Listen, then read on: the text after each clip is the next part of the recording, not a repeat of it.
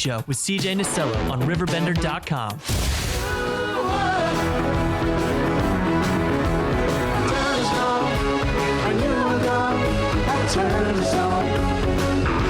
State of the Race coverage continues 10:13 on this Friday morning, the 21st day of March. Former Mayor of Alton and candidate for mayor again, Brant Walker in the studio. How are you doing? Good morning, CJ. Thanks for having me this morning. Last July you were on when you were announcing your candidacy to return, hopefully, to City Hall. Correct. And, in that last couple of months, how are things going? What have the conversations been like, and are you feeling pretty good in a couple of weeks?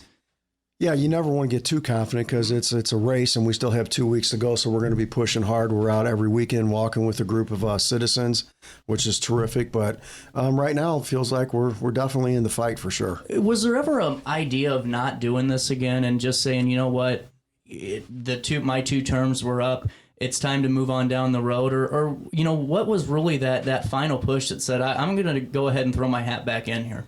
Yeah, when I got out of it, went back into the business again, and it's gone well. It's gone so well, we purchased another building to put a house back here in Alton. Wow. And move there as a permanent location for us. So normally, we've been working off-site quite a bit, but we have enough now that we can and we found another home. So things were going along great. To be frank with you, it's been the 4 shootings in front of my house. And when I say in front of my house, literally in my driveway, in my yard, up the street last year during sewer separation. I believe there were 13 or 17 rounds dropped on State Street. Mm-hmm. No one was hit, but Kamodowski's truck, I think, got killed. So I remember, yeah. Yeah, it's a lot of bullets. And then someone drug a dog out in the street and shot the dog. Oh. Yeah, 2 houses up. They're no longer living in that house, thank goodness. Well, and see, whenever, you're deciding enough's enough, 4 shootings, and I'm going to do this. Let's talk back to the first time you run, because you won in 2013 is your first time as a write-in. You win the election, but yes. You also ran in 2009, correct? Yes. And what led to you getting involved in local government? Well, it's from actually being a business owner here. I've had an employment agency here since about 1999, 98. Mm-hmm. And then I own 8 properties in the city. 2 of them now are commercial. The rest are residential, and it's just been the general decline. My daughter was born and raised here, graduated from Marquette High School here, mm-hmm. And actually chose to buy a home here in the Christian Hill area. So it was those type of things with, wanting families to live here, general decline in economic development, and kind of just the crime issues that were going on in the city and being heavily invested here. Well, and take me through that first time you're running. I mean, obviously 2009 is almost 20 years ago. What was the first run looking like for you? And because this is, we're in a technological age. This is almost still, old school territory in 09. Yeah, 09, yeah. I think we still had dial-up service back then. So, yeah, I kind of came in late, mm-hmm. and I think we did okay for what we spent. I think, mm-hmm. I'd have to look, but I think our grand budget was like a few thousand, maybe. And I can't remember. We didn't lose by that much, but we had a really good ground game, which is terribly important. One of the things I've noticed that's changed since that first election and now, people are more reluctant to come to the door. We've been hearing that so many times on this show from candidates that no one's answering the door anymore. They don't answer the door. Now, when they're out going to the car, walking the dog, jogging, it's terrific. Mm-hmm. But getting people to come to the door now is it just doesn't happen very often. Well, I ask everyone, so I'll ask you this. Do you equate that to their, ease, I guess, lack of ease or ease in general of just their neighborhood, or is that just like the post-COVID kind of mindset anymore? Just your thoughts, because I ask everyone that question. It could be an ease of answering door to a stranger. I think technology's also helped. Mm-hmm. I would say probably 80% or a high percentage of the doors that we do knock on now all have Ring cameras, so they have instant who's at the front door without having to get up and look at the front door.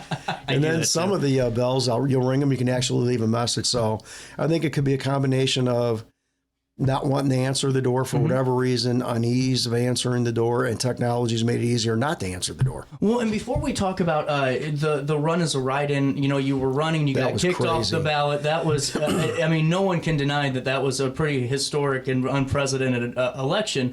But I want to talk about your business beforehand, because you had a pretty substantial business, didn't you, on Brown Street, correct, with your employment service? You had quite a few employees that were working underneath of you. Yeah, we did. We were more of a permanent placement, permanent professional placement.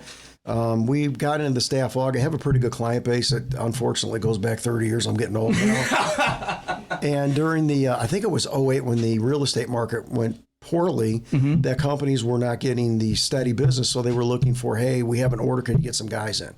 So at one point, I think my best year, I had over 301 or 311 employees. Wow. And all the positions we had, except for grass cutting in the summer, I wouldn't take a position unless it was a temporary position that could go to a permanent position.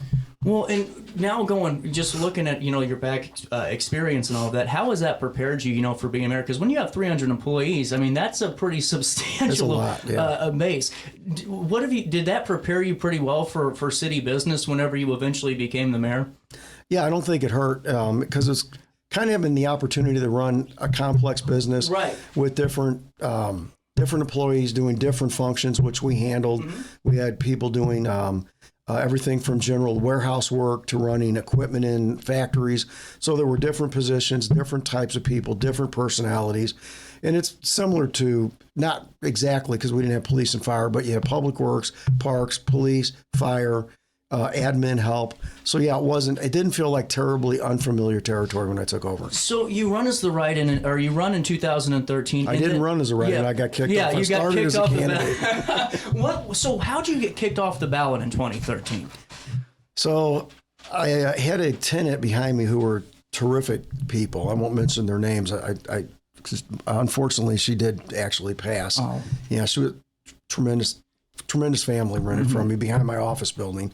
And the reason I bought the building behind the office building when it was sold is because I wanted to make sure that my neighborhood was controlled. That's how I got in the real estate business, was trying to make sure I could control my neighborhoods, because there was a lot of landlords in our community that were bad actors. So that's what got me into the rental business. Okay. So evidently, while this lady was battling cancer, she had fallen behind in her sewer bill by, I think, 2 months. I had called the city and asked if I owed the city any money, and they said no. Come to find out, it looked like someone got a hold of their information that I wasn't privy to because it wasn't my bill, and it was released to the public. And before they even actually kicked me off the ballot, I believe she had caught her sewer bill up. Wow. So, and the thing that was most disturbing about that is whenever the office released that information, it included a lot of their personal, like account numbers and things like that, which I thought was terrible for those people. Yeah, it was awful. Well, and see, did you think that's what ignited the flame that if none of that happened, would you have won head-to-head, do you think, in 2013 still? Do you feel like you had a good enough base, or did that fuel the fire for your supporters to get you over the finish line? Yeah, I think I think it probably put me over. Had the incumbent mayor at the time probably ignored me, he had a much better chance. It definitely looked like dirty pool. They went after someone that didn't deserve to be gone after over, I can't remember at that time, $20, $30 in sewer bills. And it just looked like, honestly, it was a bad deal, and everybody has the right to vote. I mean, you're talking, First Amendment stuff. Everybody has a right to be heard. You have a right to free speech, and people have a right to vote. And it felt like your right to express yourself and your right to vote was eliminated over silly stuff. Yeah, I mean, $30 is pretty... Yeah, it was 2 months. I think it was about $30. So in going into election night 2013, do you know that night that things are looking good? Because you're a write-in, and obviously, I don't know how the numbers come in for write-ins, but do you know that night, hey, we're doing this. We're going to be the next mayor of Alton? When it came in, I think it was like 56 votes, so it was so close. We didn't want to claim victory, because with that margin of error, there can actually be a recount, I believe, of 25% of the precincts. So we anticipated that was coming. So that night at Johnson's Corner, I remember going out in the back and sitting on someone's porch, and they came out, "What are you doing in my yard?" So we couldn't talk inside. So we were cautiously optimistic, but we knew we'd have to probably go through a recount. So cautious optimism at best. So you win the mayor's seat in 2013. What's day one look like for you when you finally get into office?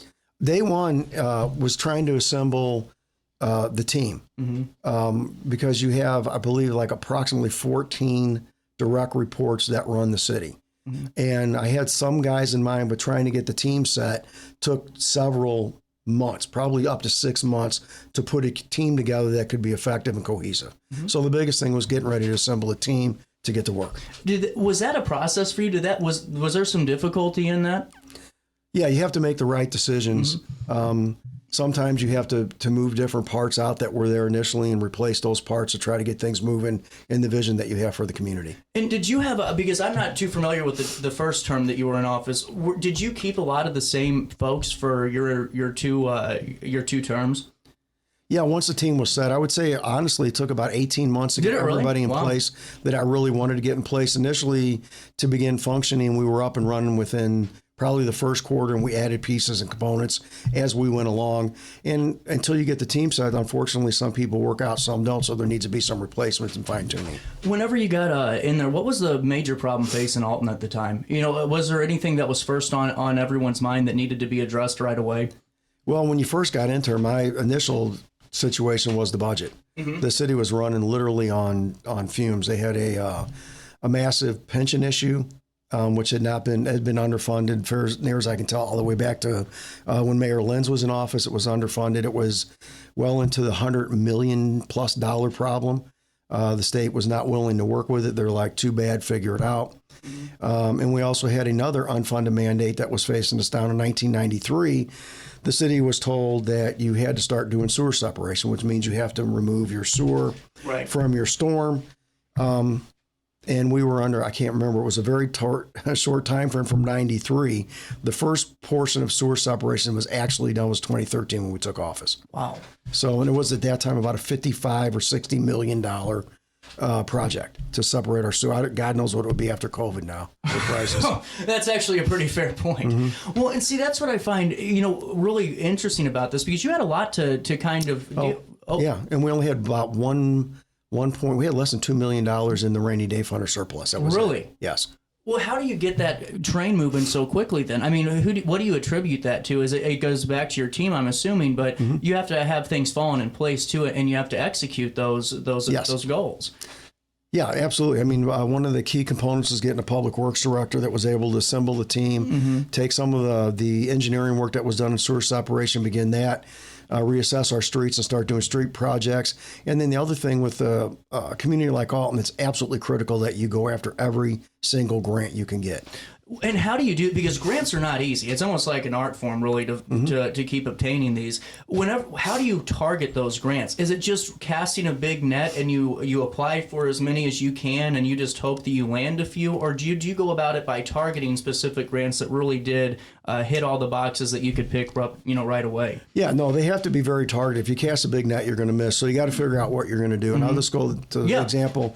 The city just mentioned, and I'm not sure how many grants they went for street. It may be only one. They went for that other phase of State Street. We had that in position before we left, and we also went after a grant on Milton. And you have to be very specific when you go for these grants to make sure they get graded, that you're in an opportunity. So that State Street grant, we moved and went after a Milton grant and received that, and we were coming back for State Street. So all they did was resubmit what we had already put in place to get that State Street, which is coming. But no, your grants have to be very specifically designed. There's parameters for them. There's gradings for them. So if you just do a shotgun approach, you can't. You need to be more of a sharpshooter to get them. Well, it's interesting. And I want to talk about that in the second segment with just, some of the grants that you guys did obtain and some of the projects that were started in your second term. But, as we're wrapping up the first kind of couple of years in office, what are you most proud of in the 2013 to 2017 range? The ability to put the team together and put us in a position to get in line for some of the things, not only that we accomplish, but get the community behind us. You saw all the park improvements were amazing. They were underway. All the grants we applied for started to drop. Infrastructure was improving. Working on some projects that sometimes take time. Just because you apply for a grant today, to give you an example, right now, the Brown Street bridge that's being done, that was when we had applied for that, it was done, but it takes, sometimes these grants take years to drop. Sometimes it takes years to get grants for, I think we were in the process of getting grants for police officer cameras, body cams. and we applied for those. I believe that came through. I don't know if they got it through a grant, but those are some things you have to start lining up for them to drop. Just because you apply for it today doesn't mean you get it tomorrow. Right. Well, and when we come back, I want to talk about the second terminal, because you had major flooding. You had pretty much the Rolodex of second term. We had a flood, I think, the second week we were in. We had 2 floods in 60 days. Well, and I want to talk about that, and then we'll come back and talk current issues too. Sure. Wanted to get started just with your background a little bit in that first term in office. It's almost 10:30, 10:28, a little bit of change. It's almost 50 degrees out there. A quick break. More of this conversation next. Have a rash, pink eye, or urinary tract infection and need care now? OSF On Call Urgent Care is here to treat you. Start a virtual visit 24/7, whenever and wherever you need it. It's just that easy. osfoncall.org/virtual visit. Has free checking become a thing of the past? Not if Liberty has anything to say about it. With 3 free personal checking options and even a free business checking account, free is alive and well at Liberty Bank, the local bank that gives you free checking choices and more cashing in your pocket. Bank locally, bank Liberty. For more information, visit www.bankliberty.com.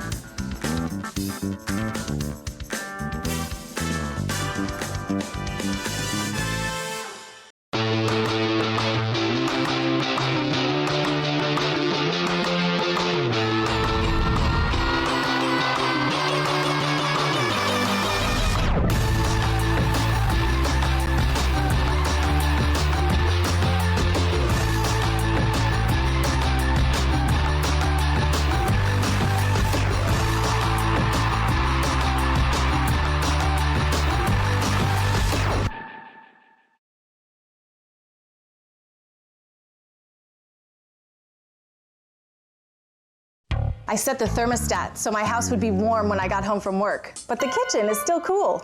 At Barrett Heating and Cooling, we stand behind every Linux system we sell. My dealer said he'd take care of everything. At Barrett Heating and Cooling, we understand everyone wants prompt, professional service. Turns out it wasn't my furnace after all, just a little something blocking the vent. Pretty smart dog if you ask me. For service you can count on, call Barrett Heating and Cooling. Lennox. Innovation never felt so good. Brant Walker knows how to get results for Alton because he's done it. As Mayor, Brant froze the property tax levy and balanced the budget. His economic development policy stimulated $116 million in private capital investment. Community policing and increased resources for public safety led to a decrease in crime. And under Brant Walker's leadership, Alton secured more than $10 million in extra grant funds for infrastructure and park improvements. Move Alton forward with Brant Walker. Macias Insurance Agency, providing quality products with extremely competitive prices. As an independent provider, we source multiple companies to offer the best rates possible, covering auto, home, business, and life insurance. Our goal is to provide quality service that meets and exceeds customer expectations. You can rest easy knowing the Macias team is working round the clock to ensure that both you and the most important parts of your life are covered. Our qualified professionals make the insurance process easy so you can live carefree and focus on what matters most. Visit MaciasInsuranceAgency.com today to find out what our team can do for you. You're listening to Our Daily Show with CJ Nasello on RiverBender.com. What they try to say, you were always there for me. 10:30 on the nose. Sugar Ray was at the amphitheater when you were mayor, weren't they? Yeah, that was the Under the Sun concert, which I believe had Sugar Ray. There were 4 bands at that time. It was a good concert. You know, it just seemed, when you were in office, you know, the amphitheater had a lot. It just seemed like, what goes into the amphitheater from your perspective? Because you've been there, and we keep hearing this talk about, you know, is the amphitheater commission a good thing? Is it something we need to, make it private or make it kind of a one-person job or a private thing? What's your thought on the amphitheater commission and then the amphitheater as a whole? Well, the amphitheater as a whole, when I came in the office, the only thing that came to mind is we had like $5, I think it was $5 Fridays or Thursdays, which were all, they were good. They were just, I think, cover bands of, famous, primarily old rock bands. Mm-hmm. We were looking to step it up because it was underutilized at that time. So we looked at how does that look? And again, we needed to get community support. We raised some funds. And I want to say in the 8 years we're there, we went from $5 Thursdays to National Acts again. We had a tremendously successful food truck festival. We were able to get the expo back. We were able to get a concession and restroom there. We got a splash pad through a lot of work, and again, this is all the team. If you don't have a good team, you're going to fail. Right. So the team, we were able to start getting all of the cruise liners that were in St. Louis were starting to come up here. We provided better service. They actually, I think it was the American Cruise Line, use this as their home base right now, which provided more advertising. And we were starting to get hotel rooms out of the cruise lines. Okay. So we were taking advantage of the riverfront. Now we have which has been continuation, Mississippi River Festival's back. We got F1 racing, plus the expo, plus the splash pad, plus national acts, plus some local stuff. So you just it needs to keep being redefined. And we looked at the riverfront also as, perception. How do you change perception and traffic patterns? So if people come over and have a good time, like at the Under the Sun concert was our first big concert, and they had a good time. And I can't remember, there was thousands of people, or a couple thousand, I think. If they came down and they ate before and they enjoyed it, they'll come back. And then it becomes a perception. You just hear what's going on in Alton. Right. I mean, how about the next concert? Boy, Charlie Daniels, Leonard Skinner, gosh darn, I forgot the gentleman from St. Louis, the rapper. Oh, Nelly. Those concerts like that. Mm-hmm. I mean, Kenny Rogers, those bring people in from outside the community, brings in different revenue. It lets people get a good view of the city that normally won't come here. And hopefully a visit turns into another visit, and so on and so on. And it brings revenue in. Well, and that's just something, I just listened to that song and just kind of spurred the thought of the amphitheater. And do you see it just becoming a sponsorship? I mean, is it just sponsorship dollars that make this go? Is there any way that the city could, put more funds into it? Because that seems to be, just having a few people on their thought is it's just a financial situation on being able to bring these acts in. The sponsors definitely help depending on, what your budget is and your food and beverage and hotel motel tax and how you can use that to get folks down here. Mm-hmm. But yeah, sponsors were a huge part of getting that started again. Interesting. Well, and now going into your second term, 2017, you're sworn in back in as mayor. Mm-hmm. Did you feel pretty confident in that re-election bid that first time around that you were going to be okay? Yeah, we had a lot of really good things going when we say $116 million in private capital investment. Well, people, what does that mean? Right. Well, that means a mall deal that we worked out with the whole group to get the mall back up to snuff, which included a roof, a parking lot, lighting, movie theaters, investment. Macy's went down. So we were able to get that. That was all Mr. Hull. He wanted a couple things from the city, which is a special business district tax we were able to do. We were in the process of getting the property prepared out by the train station, which ultimately wound up being in the whole Holiday Inn Express coming. There was a Freddy's deal, too, when I left. I don't know what happened to that. Things started to go good. Then Starbucks was coming, which included the Marshalls, the Ulta Beauty, and the Five Below were all tied with that development. You have to remember we had an 18-month gap. I don't call it a gap, a shutdown, which basically closed us down almost 50% of the last term. Right. And then in the meantime, things started going. We won Small Business Revolution. We were rated by AARP as top 10 in the nation. Forbes magazine ranked us. The Travel Channel picked us as one of the 50 top charming small cities to live in. So we had a ton of good press coming. We had a ton of investment. A lot of small businesses were opening on our Broadway corridor, which were great. And unfortunately, a lot of them seem to be leaving now. And then our Beltline, which is more of your national things, our Beltline was also filling up. Well, and see, this is why I find your second term more fascinating than anything, because this isn't a patronizing thing or someone's going to go, oh, CJ's being biased. It's just you got hit with the whole administration. You had these monster floods. 10 floods. You had COVID. We had COVID. You had unrest right across the river. 2 civil unrest when Mr. Brown was shot and killed. Right. We run... not joint service, but we have an agreement with Blackjack to work together. So we were actually part of that. And during the riots, when the fires were going on, our fire department was on standby and our K-9 units were on standby too. So it's mutual aid. Well, and on top of it too, you had the Riverview Wall, went down too, and all these things. So Riverview, we had Summit Street first. Oh yeah, that's right. That's right. Summit Street. We had to evacuate the marina, which had never been evacuated before. Right. Which was a community effort. We had Summit Street, fall off the bluff. We got that put back on. That was the 2015 flood. We had Riverview fall off in the 2019 flood, which is the second largest flood and the longest duration flood the city had ever had. And we had 2 civil unrests with Mr. Brown and Mr. Floyd. And then we had COVID, which shut us down. Well, and see, my point of it is, though, at what in any of those 4 years, do you just look up and go, what the hell did we do to get that? I mean, how do you manage all that? Because it's not just, one of the same crisis. You're dealing with natural disasters and all of this going on at once. What did you guys do to kind of just hone in when it just seemed like it was, constantly something in the news cycle? Yeah, we were doing floods about every 10 months, and they weren't like normal floods. They were getting into the downtown area. So we had 5 top 10s and 3 top 5 floods. Mm-hmm. I don't know if you want to call it fortunately or unfortunately, after a couple of years, we got pretty good at flood fighting. And we came up with innovative ways with the diver that went down to block off the water, because a lot of times you lose a flood from behind, not in front. Mm-hmm. We figured out how to address that. So we became pretty accustomed to and became business as usual for us to fight floods. Pandemic was a whole nother ball game. That one there was nothing on the books about what happened in 1917 when we had the Spanish flu, mm-hmm. which I think was our last big pandemic that we faced. That was potentially this magnitude. Federal government had it at first, where everything was shut down. Then they gave it to the state, so it was a mess, constantly changing. You had to watch your numbers. When the state took it over, it got a little wonky. Yeah, that's an understatement. I was trying to make sure that we don't get beat. But yeah, and then when they come in with things, and at first nobody knew what was going on as it played out. Some of the closures, they said, some of your smaller businesses had to be closed. Like they wanted Bose Hardware closed and St. Peter's closed, but Home Depot and Lowe's could stay open.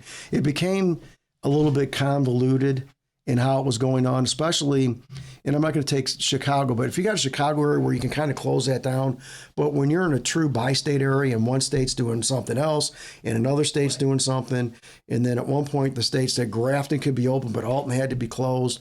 I'm like, people aren't going to drive up the River Road. And some of it got to the point where it just didn't, the farther it went on, some of it didn't seem to make sense like it did when it initially started. Well, and see, that's a really fascinating point. How did your leadership change, if it did, during that? Because your balance, that would drive, have to drive you crazy when because your personal thoughts, are probably, going, what the hell, or what is X, Y, and Z, but then you have to still represent the legal body of the city and abide by the law. Yeah, absolutely. So initially, we didn't know what was going on. Right. We even went out, we have a training center out at Public Works. And I think we wouldn't put hot water heaters in because we weren't sure when this first started we were going to house healthy people there, like police and fire. Oh, gotcha. So first responders were in constant contact. There's nothing to get away. We had jails in the city. We got calls for service, police, fire.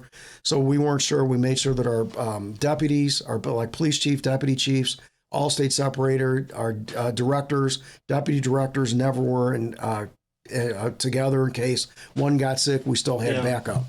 So we were just trying to prepare where we're going to have the police stay in the police station and not go home, where we're going to separate fire. We had a conversation. If we have a healthy group, do we keep them there until somebody gets unhealthy? So there was a lot of going on. Now, next pandemic that comes up, we have a lot of things on the books that you can follow what we did if you wish to. But we were feeling our way through it. Well, and see, on top of that, you're dealing with all of this, and then like everybody else, you have to run for re-election, and you're running in the middle of COVID, and then you have all of this going on where, people looking back on it now from the national side are blaming a lot of the results of national elections on, COVID and just disgruntlement. Not saying that's what happened here, but what I'm saying is you have to still do all of this. How do you adapt to that from a virtual setting? Because you're somebody, you ran your campaign knocking doors. You talked about that earlier. And now here you are in COVID trying, to manage the city during a pandemic and then run for mayor. It was almost virtually impossible. Really, it was very, very difficult. There was you couldn't go out. You had to, your social distance. People weren't answering the door. There was a lot of frustration in the community. I just remember the excitement, how the city came together under Small Business Revolution. Mm-hmm. It was awesome. The whole city pulled together, and you can never count on Alton, whether it be a flood or to come together or a small business revolution. This community will come together quickly. And then during COVID, the frustration, the anger, how things had changed from small business revolution to dealing with people's rights. You're not supposed to leave your house. You have to do this. You have to social distance.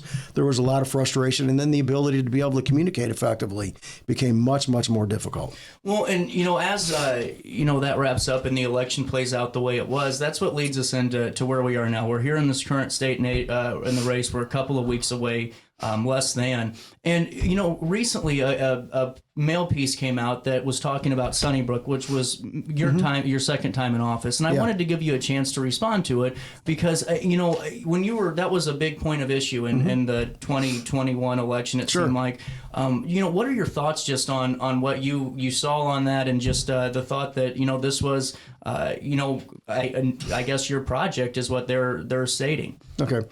Initially, when we came in, we had meetings with Mr. Hightower and Mr. Morrissey. It was presented in a fashion where there could be the opportunity for people to own those properties. Okay.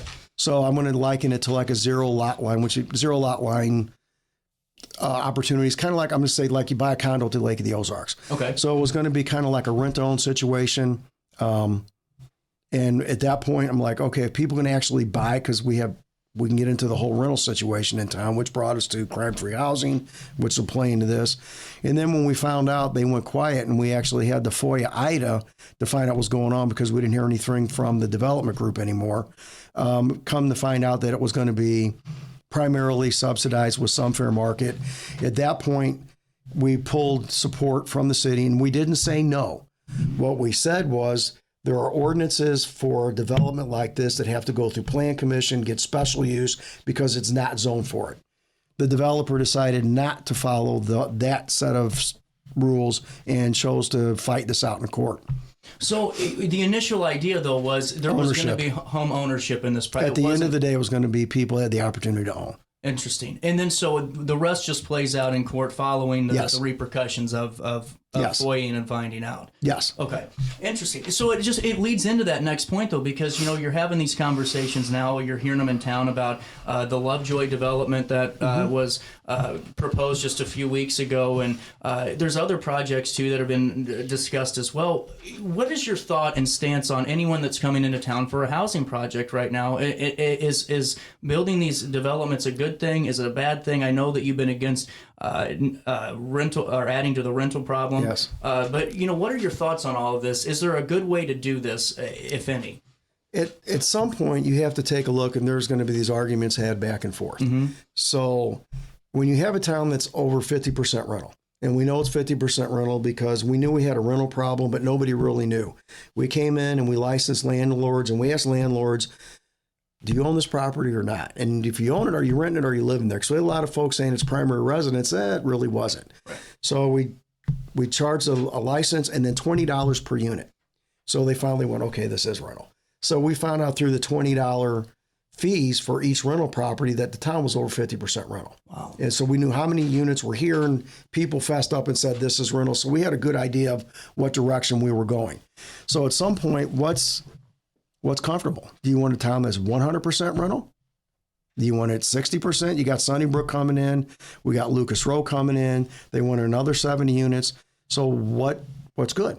Is it, I think over half is not healthy, given the fact that when you get into a affordable or a subsidized housing unit, when you want to do economic development, the demographic will change where people don't have discretionary. It becomes discretionary income. It becomes difficult to do economic development when your average per capita income in the house is under 40 grand. Right. It's really hard to get people to come here. So my argument is, whether it's subsidized, whether it's fair market, or whatever it is, we probably need to manage the rental we have, and we have to push for home ownership if we're going to be a successful community. Do you see, because you asked the rhetorical, is 160, is it What's too much? What's a good number? For you, what is that good number? Because it doesn't seem like 50 is it for you either.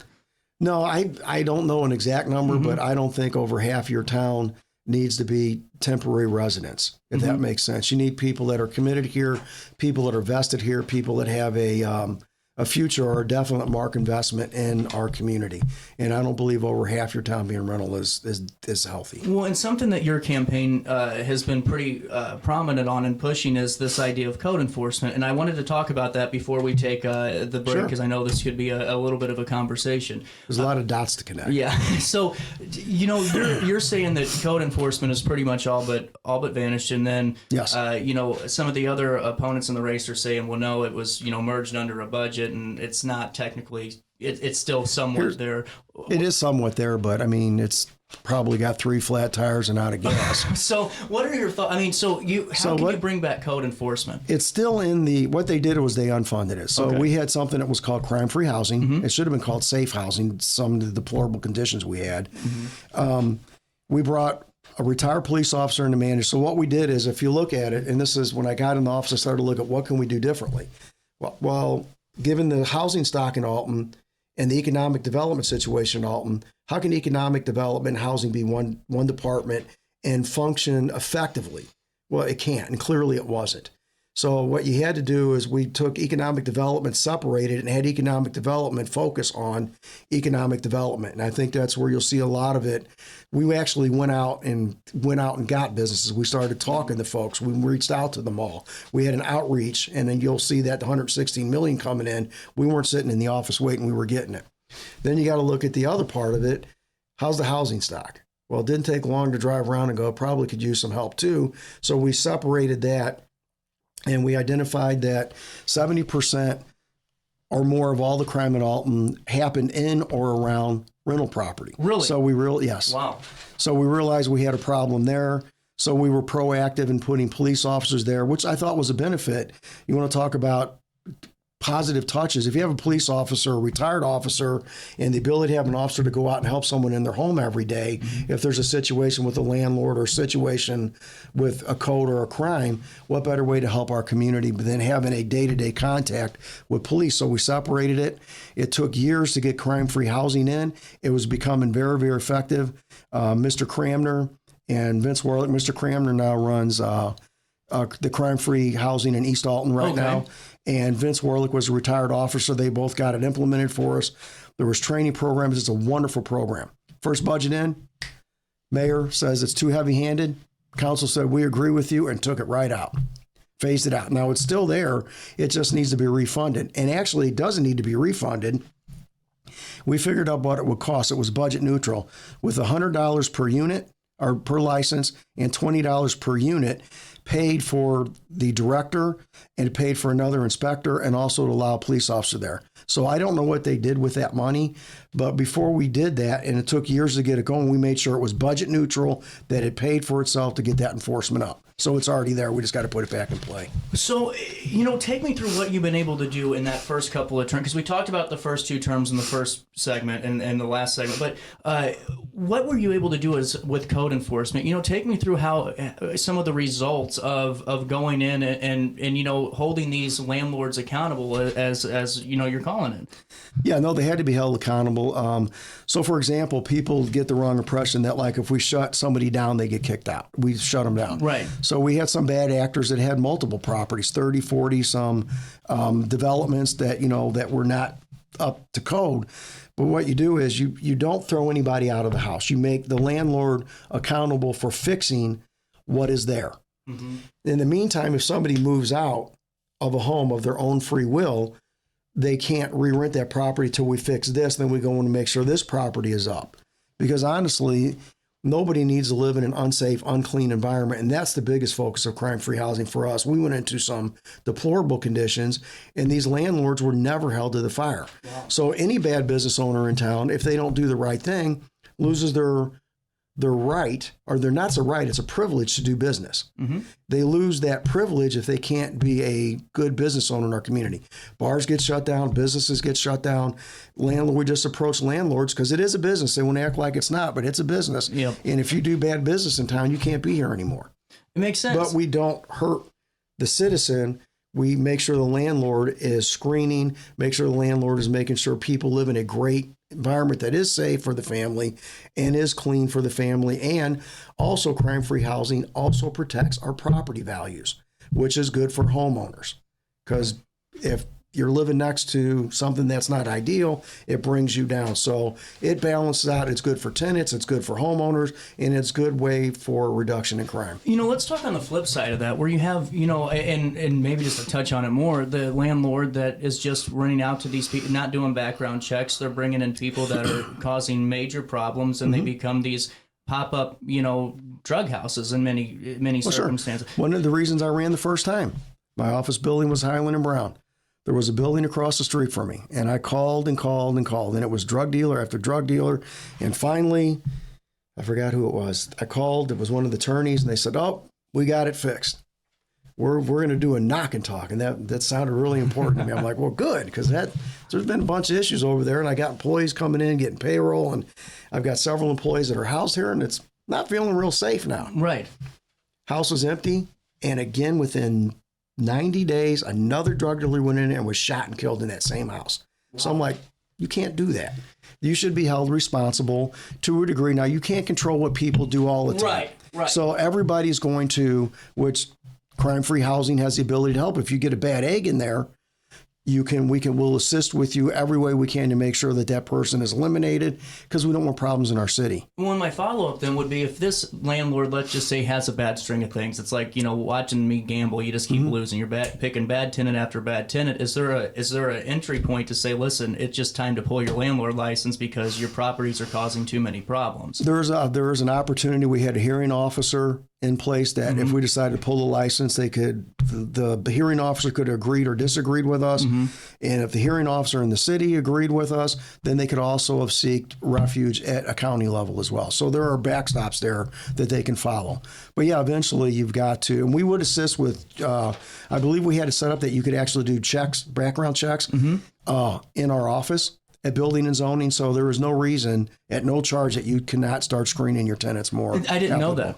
There was. That's I don't know if it's still there, but we had the ability for you to do a screening. Well, and let's finish up on this by talking home ownership, because I know that's a big point. You were talking. I've seen the home ownership program, the home program that you've been discussing. But I wanted to ask you on the flip side of that, for the older adults that are maybe 60 years old and 65, 70, they're retired on a fixed income, they've lived in Alton and paid their bills their entire life.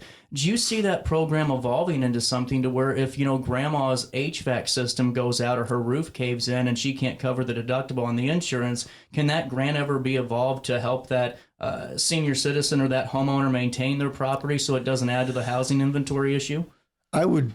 I don't know how to answer that exactly. I know the home program we used it primarily are actually to help people obtain new home ownership through down payments and through closing costs. And I think we helped 189 people over 8 years actually realize the dream of owning a home in Alton. Right. I wish there was a program to help people, and I think there should be a program for people that are on fixed incomes, because right now, the costs, I lost a roof last year, was almost $25,000. Well, because you do own property, and that's kind of the tie-in there, is just the way that costs are rising. It's nuts. Yeah. I'm on another note, I just went and one of the guys that worked for me needed help caulking his tub. I said, I'll pick it up. I got one tube of silicone caulk was $12. Wow. It seems nuts. It really is. Yeah, it's crazy. Well, and that's what I wanted to talk about too, just because of that senior citizen side. But on the flip side, can you reinforce, is there a way that you see to add to that home ownership program to keep enticing more young homeowners? If there is anyone out there that can help us do anything to incentivize people to stay in their home that own them, that can help people figure out, because there are communities I've heard that actually do help homeowners with things. Yeah. I would be highly interested in finding out what that was and implementing it for our community. Really interesting. Yeah. Well, let's take our final break here, and we'll come back. We'll talk for another 20 minutes or so, and we'll wrap up this coverage. Hey, we'll take a quick break. We'll come back with the former mayor and candidate for Mayor of Alton, Brant Walker, right after this on RiverBender.com.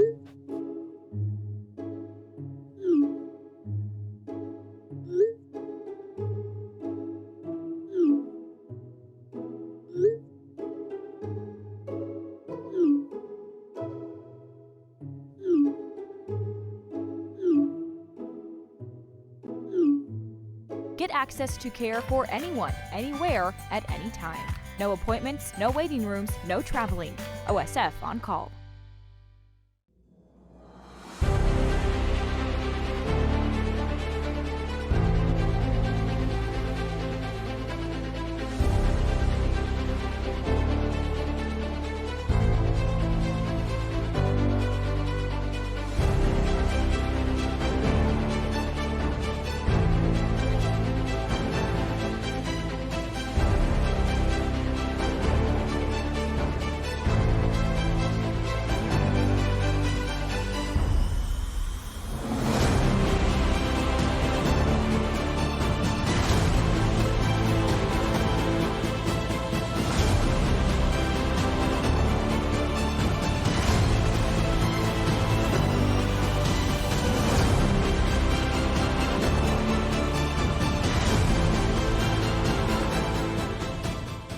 Village Dispensary has the best deals in Godfrey, Illinois, with specials 5 days a week. Mondays roll in the week with 20 to 30% off select pre-rolls. Tasty Tuesdays, enjoy 20 to 30% off select edibles. Waxy Wednesdays, enjoy 20 to 30% off select concentrate and vape brands. Thirsty Thursdays, sip and save with 20 to 30% off all drinks. Flower Friday, grab select 3.5 gram flower deals starting at just $20.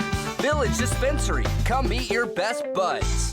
Picture This and More has been a trusted name in the Alton community for more than 30 years, with the last 3 being right here on Broadway. We specialize in quality framing at affordable prices. We also feature works by local artists because we're proud of our community. If you have valued treasures to display and preserve, we're sure to have the perfect fit with our large selection of custom framing and display options. Whatever color, shape, or size, Picture This and More has the look you need. Stop by today and let us help you with your next project.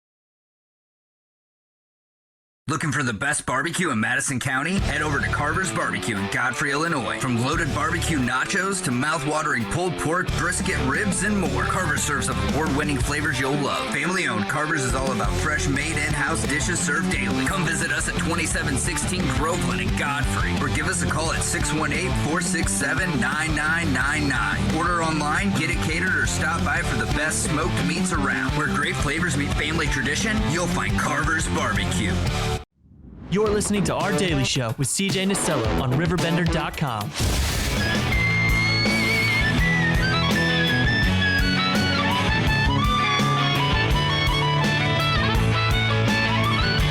It's 11 o'clock. You're watching Our Daily Show on Roku TV, RiverBender.com. Thanks for hanging out with us. State of the Race coverage on this Friday morning continues with the former mayor and candidate for mayor again, Brant Walker.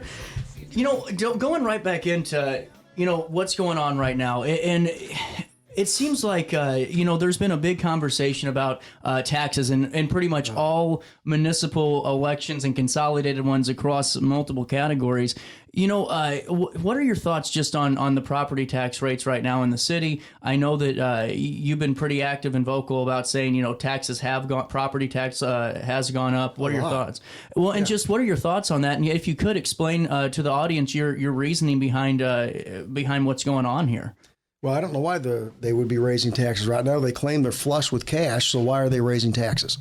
So basically, in 2 of the last 4 years, they raised taxes. I ran the numbers on the last tax rate, and they raised it almost, first of all, taxes overall went up about 10% across the board. The city raised their portion of the tax levy 1%. Mm-hmm. Doesn't sound like a lot, but if you look at it, it took almost $400,000, just the city's portion alone, out of our community that people are paying in taxes. And if you think that don't impact, it does. Right. If you think your landlord's not going to raise your rent, you're probably wrong. If you think you're a business owner and part of that $400,000 approximately they took out of our income in our community, that's just the city's portion. That can prevent a business owner from purchasing something to grow his business. It can prevent him from hiring somebody. My last 4 years we were in office, we froze the city's portion of the property tax. Wow. They've raised it twice in the last 4 years, and I don't know why. Well, especially getting $21 million in ARPA funds. Well, and that's what I wanted to talk to you about, too, because, it has been stated that when you left office, there was a deficit and there was some financial issues, and I want to give you a chance to respond to that because it's only fair for you to be able to do so. Yeah. The mayor and the Alderman Strable that are running against the mayor Goins said we left the city in terrible financial shape. Well, when I took office, the city was broke. We had about $1.8 million in the surplus or rainy day fund. I left office and had $5.8 million in the rainy day fund. And then they said, well, you left a $3 million deficit. So there are two things. We'll do the deficit first. Well, $3 million was a guess. We were coming out of COVID. It could have been $8 million. It could have been $3 million. I mean, you pick it. How do you know what your budget's going to be after your economy's been closed? It could have been a $5 million surplus. We don't know. Best guess, I figure we're going to be between $1 and $3 million short, and that didn't include the rainy day. We could cover it with the rainy day fund, but I would never dip into the rainy day fund because that's only for emergencies like floods, natural disasters. When we were in office, we always tried to use the money that came in and not dip into that. So that's kind of a made-up budget or made up deficit. The 7.3, 4, whatever you said they have now, well, you got left with 5.8. So my understanding is, what did council do with that money to only go from almost $6 million to $7 million when you get $21 million in ARPA funding that you could use for income replacement? When during COVID, we got $1 million in ARPA funding, and we could not use it for income replacement. We had to use it for sanitizers, cleaning, masks, and we were getting killed and no cash coming because we were shut down. Right. So to only go from $6 million to $7 million, I think is a big accomplishment when you get $21 million and a full open economy. Well, and that's what I just was glad to kind of have you air that out, because multiple people have been asking about this and saying, where was the budget and what is the response to it. And the other thing I wanted to ask you, and this is one of the more I guess hot button issues for some of the opponents that are making claims, is this. I want to talk about the water treatment sale, because a lot of people keep bringing this up, and this is somewhat of a take or a topic to talk about. Sure. What led to the sale of the treatment plant? Well, there were two things when you came in. And I think we touched on it earlier. So you have a massive pension issue, which was in the it was over 100 something million or more. 100, I can't remember. It was over 100 million. Right. So they did an amortization schedule. So at a certain point in time, when you amortize something, there's a line that's crossed where you just don't have the money to make the payments and make payroll. Two, we came in the office, I believe the sewer rates were, I can't remember, they were like under $20 a month, roughly right around $20 a month. The sewer treatment plant was falling apart. We're under the gun to do this project, and I want to say in the sewer fund to start actually doing sewer separation, there was $3 million, and you need $60 million. So there were several things you could do. You could either massively raise taxes, which I wasn't going to do, try to float a bond issue, which would have failed. No one's going to vote that. Or the only thing you can do when you only have, I'm just going to ballpark numbers. Someone's going to say, oh, he's lying about the numbers. There's about 11,000 hookups. So you would have to take 11,000 hookups, which means that goes to the treatment plant, because we can't bill Edwardsville. We can't bill Quincy for our $60 million problem. We can only bill the people we service. So do the math on 11 or 12,000 hookups by $60 million. What would your sewer bill be? Not low. Because it would not be low, and they didn't raise it up enough to cover that. So you've got these two massive problems coming. So you've got a sewer separation, which is an unfunded mandate from the federal government, no money coming in that you have to do, notified in 93, and I think we had about another 10 years to finish it. So we had a 10-year program to finish from the feds. First part of it was done in 2013 under our administration. When I came in the office, the negotiations were already underway to sell to Illinois American Water. And yeah, our sewer bills went up, but the idea with Illinois American Water, they could spread the cost out amongst everybody they service. We couldn't. Right. So ideally, it lowers our cost. If something else happens, we take some of that cost. So it lowers our cost on sewer separation. And then Alderman Strable said, well, the reason they had $5.8 million was with sewer treatment. No, 100% of the sewer treatment sales, when I came in, I think there were about 9 million or 10 million. I'm like, no. I said, if this doesn't fix the problem, we ain't selling. We got it up over a 2-year period up to $54 million. Every single penny of the sale went into the police and fire pension funds, which brought us down to a level payment of $8 million, which is still not great. It's 4 for police, 4 for fire, but we were able to keep our head above water. Wow. If we had not been able to do that, the city would have been sunk. So no, the city, every single penny from the sewer treatment went into the pensions. It helped alleviate our pension issue, and I know our sewer bills have went up, but they went up a lot less. Well, and and it's great to have that explanation too, just for the folks that maybe never heard the full side of your story on this. And the other thing, and then also when we transferred it, The location stayed. Nobody lost jobs. Even the guys were able to keep their same union, worked it out. So they were able to keep their same union representation, same numbers, and they had influx of cash to begin to fix the treatment plant and have the resources necessary to meet the unfunded federal mandate. Well, and that leads me into, because we have a couple of minutes left, and it's good for folks to know that too, that no one did lose their jobs. It was going right back into. They even kept the same union. That's really important to know.